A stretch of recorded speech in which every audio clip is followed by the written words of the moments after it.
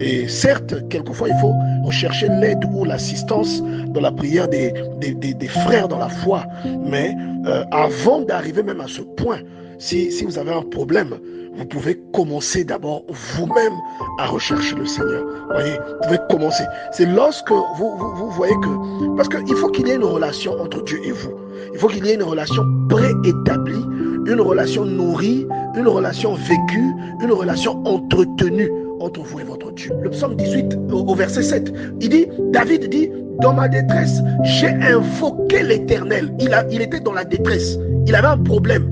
Il n'est pas allé vers Nathan le prophète. Il n'est pas allé vers Abiatar le sacrificateur. Il n'est pas allé vers Asaph le chantre. Il a invoqué, il dit, il a invoqué le Seigneur dans sa détresse. Ouais, il n'a pas cherché de contour. Pourquoi? Parce qu'il avait une relation avec Dieu. C'est un manque de foi. Que tu sois malade et que tu aies seulement besoin que quelqu'un prie pour toi. Non, ça c'est pour les bébés. C'est normal. Quelqu'un peut avoir ce réflexe, mais c'est pour les bébés. À un moment, quand tu grandis, il faut aussi que tu changes de niveau. Il faut maintenant que tu appliques ce que David a appliqué. Vous voyez, il a invoqué Dieu directement. C'est ça que tu dois appliquer. Vous savez, la parole de Dieu, c'est un enseignement. Et les enseignements sont échelonnés. Les enseignements sont pour plusieurs catégories de croyants. La compréhension est évolutive. Normalement, quand tu as une situation, il y a beaucoup de chrétiens, le premier réflexe qu'ils ont, c'est d'appeler le pasteur, d'appeler le diacre, d'appeler le frère qui fait l'intercession, d'appeler... On a le réflexe de chercher automatiquement la solution au dehors. On pense que la solution se trouve dans les mains du pasteur. Mais même le pasteur, il va seulement contacter Dieu. Ce que toi, tu peux déjà faire.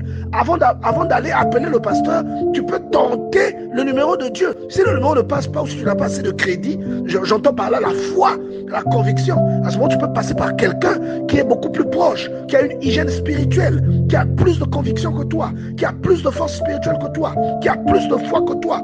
À ce moment, tu peux passer par l'intermédiaire de cette personne pour qu'elle prie. Peut-être qu'elle a un temps.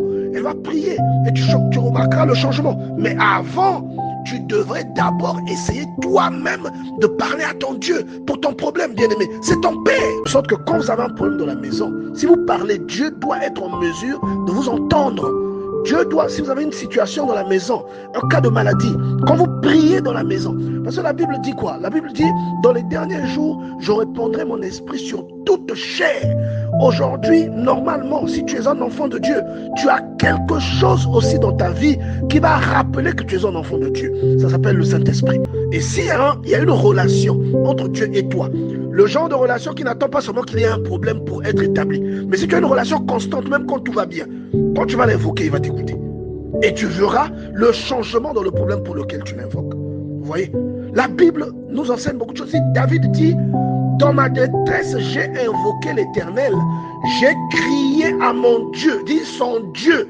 Donc toi, c'est ton Dieu aussi. Tu dois être en mesure de crier à Dieu quand tu as un problème.